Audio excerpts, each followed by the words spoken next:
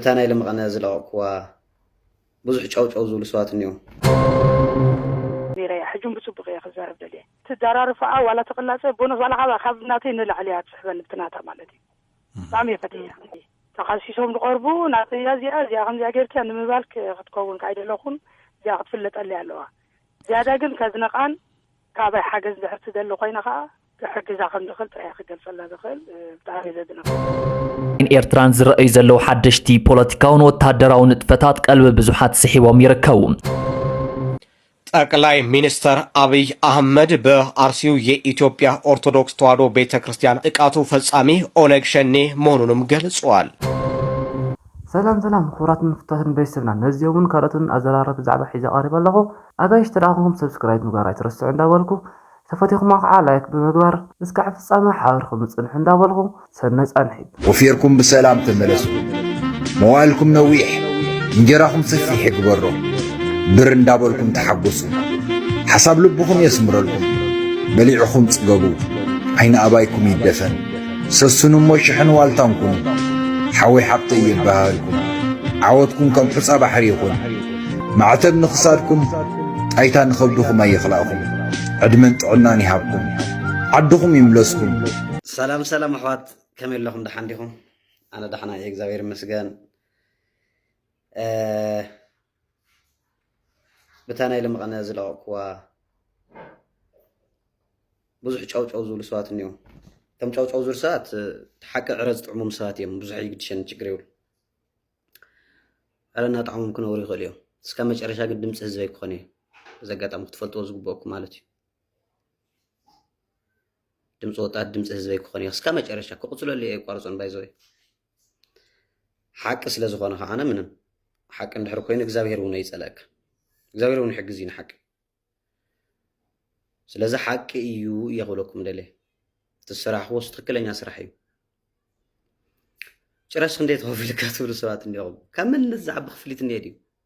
ዋ ካው ትግራዋይነት ዘዓብ ክፍሊት እንሄድ የለንኮ كفليتي أنا هزبيو عديو تفانا قالنا مربوط خملس جزءات تجرينا وتجري كخون كابين لعلي زد لسه الليلة أمن كم بعلي مالج جنزي نخجبر كاو حلوف تماهر ناس بسلام دايم حشن بسلام دايم خوانن اسكن موكر بسلام نخملس لنا نموكر نرأى نسعر إيكو تناتي حسب بر عدي يدلنكو عدي خان كو حداي هاي كنا نبر نحر عدنا نحر زي الندى عدنا إن هنبر نخيلكو بسرون عد زي الكمان نمسوي فوتو كان بزقات عم تفوتو زقبوكم مالتي أنا نهزل تقرأي صبو قلنت دقا فنبر شرشار يخونكم سلازي قانا خوصلو ليه قانا هكا خوصلو ليه أو دمس وطاتنا دمس حزبي كخوني كقصل يغانا ايو بايزوي يقارصن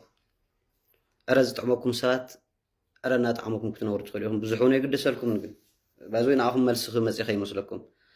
نتوم صبقه تحساسوا زلو مساتنا نتوم صبقه صحف سات حساب كمصي ناخاتكم بزح يقدش بسرون بزح يقدشن بزحون ችግር ስለዘይውልይ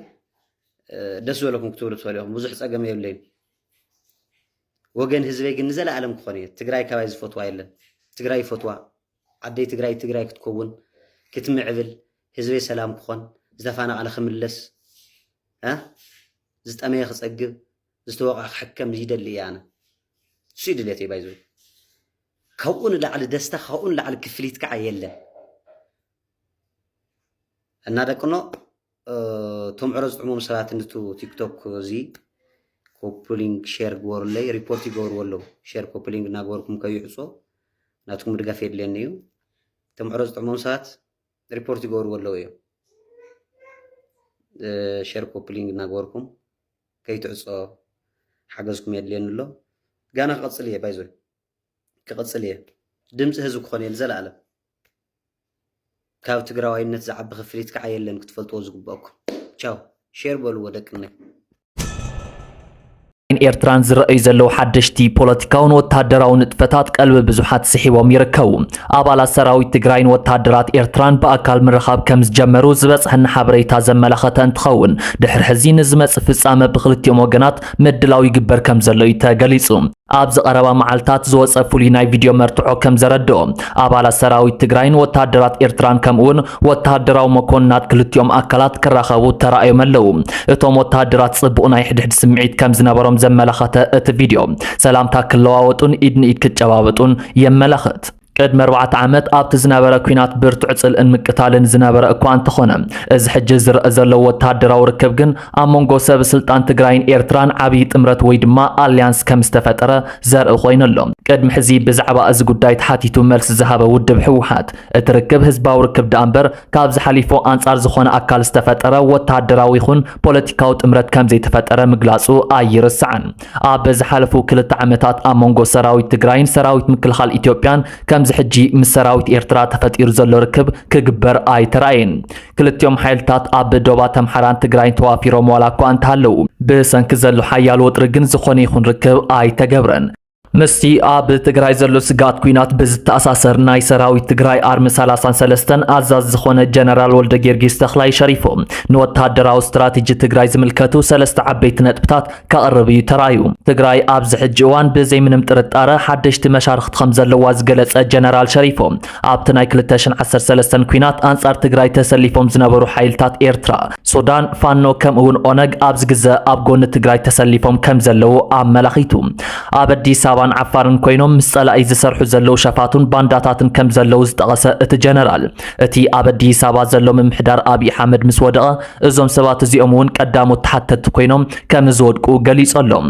እዚ መደረ ጀነራል ሸሪፎ ሰራዊት ትግራይ ኣብ ኢትዮጵያ ናይ ስርዓት ለውጢ ንምምጻእ መደብ ከም ዘለዎ ዘመላኸተ እንትኸውን ኣብ ኣዲስ ኣበባ ንዝርከቡ እነ ኣይተ ጌታቸው ረዳ ከምኡውን ብፌደራል መንግስቲ ከም ዝድገፉ ንዝንገረሎም ዕጡዋት ሓራ መሬት ተሓተቲ ከም ዝገብር ኣረዲኡ ወሲኹውን እቲ ጀነራል ኣብ ዘስምዑ መደረ ጸላኢና ክብል ዝገለጾ ፌደራል መንግስቲ ንስምምዕነት ፕሪቶሪያ ይጥሕስን ንህልውና ተጋሩ ኣብ ሓደጋ የወድቕን ብምህላው ተወሳኺ ሓይሊ ክፈርን ወታደራዊ ስልጠና ንኽጠናኸርን ጻውዒ ተቕሪቡ እዚ ሓበሬታ ከም ዘነጸሮ ወታደራዊ ኣዘዝቲ ኣብ ዝሕጂ እዋን ህልውና ተጋሩ ኣብ ሓደጋ ይርከብ ዝብል መደረ ብምሃብ ወታደራዊ ምድላው ናይ ምቾት ጉዳይ ዘይኮነስ ንህልውና ዘድሊ ስጉምቲ ምዃኑ ንህዝቢ እናተዛረቡ ይርከቡ እዚ ድማ ነቲ ኣብ ዝሓለፉ መዓልታት ኣብ ዝተፈላለዩ ከባብታት ትግራይ ዝተጀመረ ናይ መንእሰይ ወታደራዊ ግፋእ ንኽጠናኸር ዝገብር እንትኸውን ስጋት ኩናት እውን ብኡ ልክዕ ንክውስኽ እንዳገበረ ይርከብ ጠቅላይ ሚኒስትር አብይ አህመድ በአርሲው የኢትዮጵያ ኦርቶዶክስ ተዋሕዶ ቤተክርስቲያን አማኞችና ቤተ እምነት ጥቃት ጥልቅ ሐዘን እንደተሰማው በጽህፈት ቤቱ በኩል ባወጣው መግለጫ አስታወቀም። ጠቅላይ ሚኒስትር ጽህፈት ቤት ምርጫና ልማት ላይ ባደረገው መግለጫው የአርሲውን ሃይማኖታዊ ጥቃት ከታጣቂዎችና ከውጭ ኃይሎች ጋርም አያይዞታል። የጥቃቱ ፈጻሚ ኦነግ ሸኔ መሆኑንም ገልጿል። ባይዘወይ سوقنا إنا بين عزيم خفاط عوداي لحرز كله اللي فات مو بدل مالتي خازل لنا شويت مزقو حدش نتلا زي ما كان يوتيوب تحاورهم أوري دمونيونا مين تاريتو أمتريت الخط عن قرمي لين بونت بايزوز ترانا قريب زي حساومي اللي قرمي بي خاص تايجر وود جاكان مخون مالتي جاكان مخون مو أحد درفي أو يوتيوب عتهم اللي مراد هنزي تقوايو مالتي بزح تورد بكم نقرنيرنا بلغنا شويت جانا كابزل علي القرار ومسرح حسي تمسيخي إذا من مرة يخونينا يما تخي. كادو نام حرا نحنا قا تتأميرنا من كلاس بزح لبنا هذبي سالا إيدو يسأل هو حات أو كل شيء قرأتنا خمسة لنا خمسة كونر يلا أو أورمو وأنت ما تسأل تعرف كحسوه هذا ناي وحلم نردع حيزهم كموتو قال أيك عن كلنا على حدا فريم ورك كنت نمر أموتي إن دريزال بزملكة مردع عن فتر حتى صح اللي ليكن أمو إساياس شما قل لك يركا إساياس سبات نفس يركا سلف ديترمينيشن حتى تزوج تقراي أمو حق منقصنا أمرير تسأل سبعي مسانا وجني يوفتو إذا كان حساب كميز ولا دنكورناي تاينا ما أزين أنا معه مجرش لو تهوى خلت الشحن عسر تخلتين يوزي بالاوي سيري بدعريو عودة كيرا مالتي زناي أمريكا كنت عامت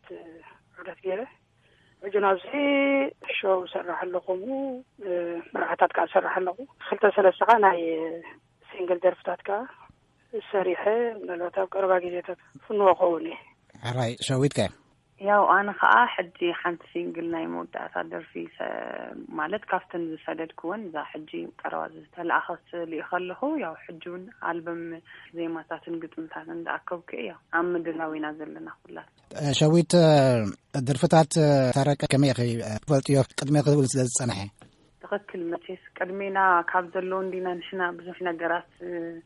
نركب بتعمي زدامت ودرفتاتو بتعمي ودسبلني ባህላዊ ደርፍታቱ بتعمي دسبل ታረቀ ብዛዕባ ሸዊት እንታይ ትብል ትኽእል ደርፍታታ ክሳብ ሕጂ ኣብ ዘሎ عمي درفتات ድምጻት عميو ካብዘን ሕጂ ተሰምዐን ኣለኹ ሓደ 4-5 ዝኾና ኣዋልድ ኣለዋ ናይ ክልል ትግራይ ማለት እዩ ብጣዕሚ ካብተን ጥዑማት ድምፀን ሓንቲ እያ ብዙሕ ነገር ክሰርሕ ትኽእል እያ ዝብል እምነት ኣለኒ ከመይ ተሓጋገዙ ከለው ኩላት ስነ ጥበባውያን ደለው ብግጥምን ብዜማን ዘማኽሩኺ ሸዊት እዋ ኣለው ብዙሓት ኣለው ግጥምን ዜማን ክሰርሕ ከለኻ ብዙሕ ግዜ ዘማኽሩን ሰባት ኣለው እዮም ናይ ኣርት ስራሕ ናይ ብዙሓት ሰባት ውፅኢት እንድዩ ተዘራሪብና ሰሚዕና ንገብሮ ስራሕ እዩ ሕጂ ክልቴኹም ሸዊት መዝገቦን ታረቀ ተስፋ ሂወትን ኣብዛ ፀማእኻኒ ትብል ደርፊ ኣብታ ምድራብ ተራኺብኩም ኣለኹም ምናልባት ታረቀ እንታይ ክትብል ትኽእል ተራኺብኩም ኣለኹም እንታይ ርእቶ ኣለካ ኦኬ ተወሊና ምናልባት ሕጂ ከምዚ ብካልእ መልክዕ ኣቀራርባ ከይመስል መታን ካብ መጠን ላዕሊ የፈትያ ብእውነት ብምፍታው የጀሚር እያ ታዘረባ እምበር ከምዚ ታሽሙኻ ከይትመስል ታይሱ ጓለ እያ ሕጂ ከምዚ ናተይ ወሲድ እሞ ገለ ኢለ ዝዛረብ ደሎ ከይመስል መታን ደረቕ ክኾን ኣይደለኹን ኣነ ማለት ብፅቡቅ ጀሚረ ሕጁም ብፅቡቅ እየ ክዛረብ ደልየ ትደራርፍኣ ዋላ ተቕላፀ ቦኖስ ዋላ ካብ ናተይ ንላዕሊ እያ ትሕበኒ ብትናታ ማለት እዩ ብጣዕሚ የፈትያ ሕጂ ናይ ባሕቂ ሕጉስ ኢለሲ ምልእቲ ደይ ምድራፍኣ ቁሩብ ቀሪልሃን ማለት እዩ እንታይ ንምባል ክልተ ነገራት እዮም ሕጂ ክትሓስቦም ዘለካ ኣብዚ ዘርፊ ናይ ደረፍቲ ክትደክም ከለኻ ክልተ ነገራት እዮም ደድልዩኻ እቲ ሓደ ነቲ ደራፋይ ብዝከኣል መጠን ረኺብካ መፍቃዱ ካልኣይ እቲ ደርፊ ብዝከኣል መጠን ከዓ ብምሉኡ ክትደርፎ ምፍታን ሳልሰይቲ እውን ኣላ ናትካ መምሕያሽ ክትገብረሉ ክትክእል ከዓ ዝበለፀ እዩ ምክንያቱ ከምቲ ደለዎ ኩሉ ግዜ ክትገብሮ ኣይትኽእልን ኢኻ ክመሓይ ስለ ዘሎ በቢሰበኑ ሕጂ ናትካ ፈጠራኻ ትውስኸሉ ድረስ ኣኹን ኣሎ ሽም ናይቲ ደራፋይ ኣብኡ ክጠቕሶ ክትክእል ኣለ ብእግረ መንገደይ ከምዚ ምክሪ ናይ ሓውን ቦኸባል ስለ ዘለኹ እምበር እውነት ከምዚ ተኻሲሶም ዝቐርቡ ናተያ እዚኣ ከምዚኣ ጌርትያ ንምባል ክትከውን ከኣይደለኹን እዚኣ ክትፍለጠለይ ኣለዋ ዝያዳ ግን ከዝነቓን ካባይ ሓገዝ ድሕርቲ ዘሎ ኮይና ከዓ ክሕግዛ ከም ዝኽእል ጥራይ ክገልፀላ ዝኽእል ብጣዕሚ ዘድንቃ እዚ ትከታተልዎ ዝፀናሕኩም መስመር ኩራት ተኸታተልትና ብካልእ ትሕዝቶ ክሳዕ ንራኸብ ድማ ድሓን ኩኑ